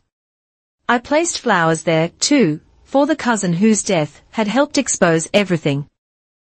That evening, we held the real Sunday dinner. The family we'd chosen, Marcus, Paula, the cousins who'd stood with truth, Linda, even Detective Maddox and Agent Chen. Ava's dining room overflowed with people who'd proved family meant more than blood. A toast. Marcus raised his glass. To Myron Blake, who taught us that receipts beat blood every time. To receipts, everyone chorused. My phone buzzed with a CNN notification. FBI launches National Financial Abuse Documentation Initiative based on Blake method. My templates were going nationwide. Later, as dishes clattered and laughter filled rooms that had seen too much planning and evidence review, I stepped onto Ava's porch. The snow had stopped, leaving the world clean and quiet. Mom would serve her full 7 years, no early release for someone who'd enabled murder. Dale would never breathe free air again. Their house had sold, proceeds distributed to victims, the corruption network was dismantled. But more importantly, our story had inspired others. Every day brought emails from people who'd found the courage to document abuse, escape predators, seek justice. The receipts were spreading. My new FBI supervisor had already assigned my first case. A grandmother in Florida suspected her son was stealing her retirement. The patterns were familiar, but this time, we'd catch him early. You good? Ava joined me on the porch. Yeah, I said, meaning it. For the first time in years, I'm actually good. Dad would be so proud, she said. You didn't just survive, you thrived and saved others doing it. I thought about that night 10 months ago. The snow, the pain, the betrayal. How Dale had thrown me out thinking he'd won. How Mom had chosen greed over daughter. Now Dale faced life in prison. The snow, the pain, the betrayal. How Dale had thrown me out thinking he'd won. How Mom had chosen greed over daughter. Now Dale faced life in prison. Mom had lost everything. The victims had justice, and I'd found my calling, using technology and tenacity to stop predators who thought family meant complicity. Hey, Ava nudged me. Chen's waving. Think she wants to talk shop. On Sunday dinner, I mock groaned, but headed inside. Agent Chen met me halfway. Sorry to mix business with pleasure, but thought you'd want to know 3 more states are adopting your documentation protocols. You're saving lives before they are lost, Blake. The warmth inside wasn't just from the heating. It was from finding my purpose, my people, my path forward. Every receipt had led here, to a life dedicated to stopping others from suffering what we had. As the evening wound down and guests filtered out, each stopping to hug me and whisper thanks, I made one last check of the group chat. New member posts flooded in, victories against predators, resources shared, courage found. What had started as family drama in Sunday dinners had become a movement of survival and justice.